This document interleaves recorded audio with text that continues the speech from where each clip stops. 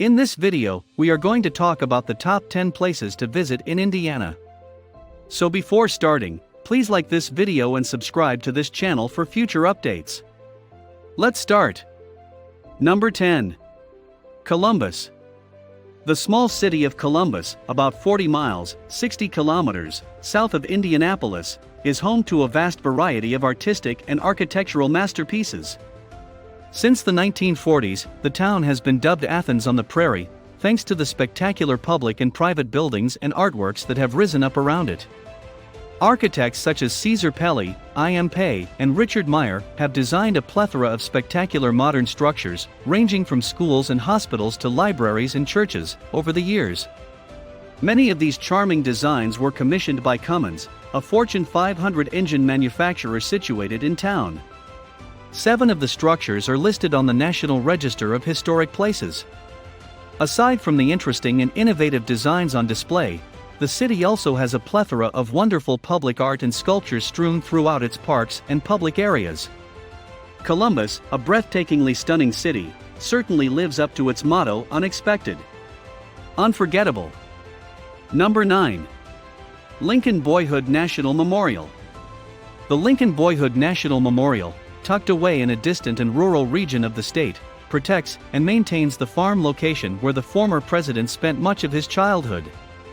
Abraham Lincoln resided here with his family from 1816 to 1830, growing from a little 7-year-old boy to a 21-year-old man.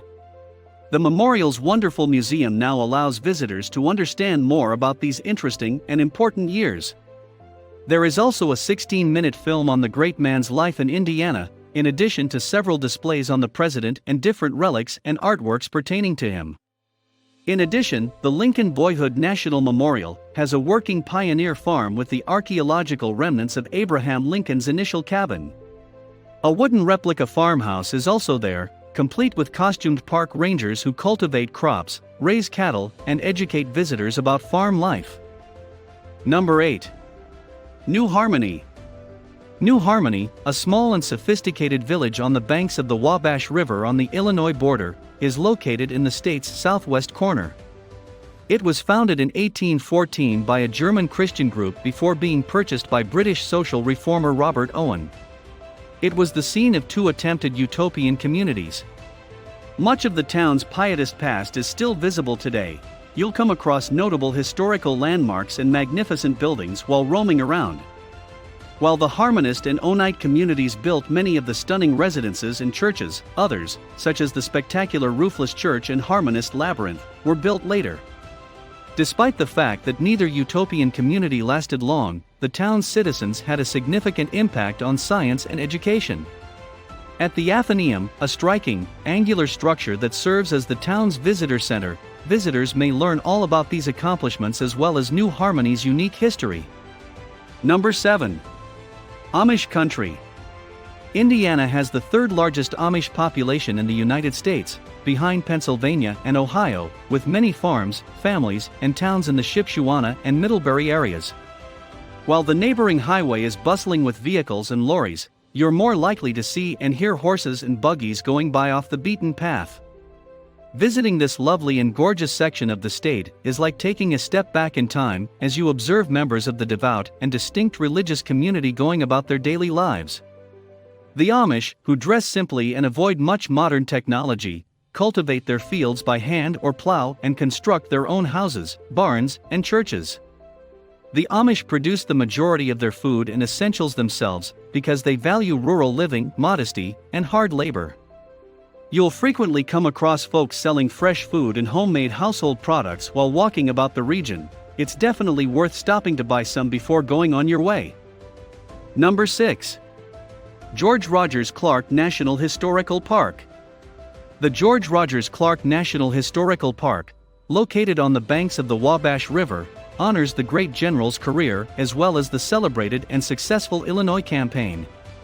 One of the most famous exploits of the American Revolution took place here, on the site of what is thought to be Fort Sackville. The circular memorial, which was authorized and dedicated by Presidents Coolidge and Roosevelt, features magnificent granite columns and a saucer dome, surrounded by the lush gardens of the Riverside Park. 7 beautiful murals represent General Clark's incredible expedition and crucial triumph over the British on the inside. A beautiful bronze figure of a youthful Clark stands at the center of the memorial, taking in the legendary exploits depicted on the walls around him. Through exhibits, interactive displays, and a 30-minute film, visitors can learn everything they can about his life and campaigns at the neighboring visitor center. Number 5. Bloomington. Bloomington has a dynamic and youthful feel, as it is home to Indiana University's main campus, with most of the city's activities centered around the institute and its large student populace.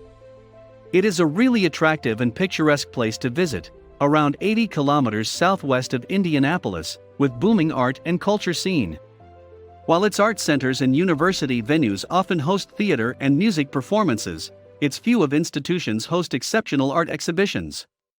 Courthouse Square is the center of the action, with academic bookstores coexisting with easygoing bars and cafes, as well as inexpensive eateries serving international cuisine. If you wish to go on a retreat or visit one of their monasteries and temples, there is a big Tibetan community in town. While Bloomington has plenty to keep you occupied for a couple of days, it's also renowned as the gateway to scenic southern Indiana. This is owing to the wealth of natural resources in the area, including Lake Lemon, Lake Monroe, and the Hoosier National Forest, all of which provide excellent outdoor recreation possibilities. Number 4.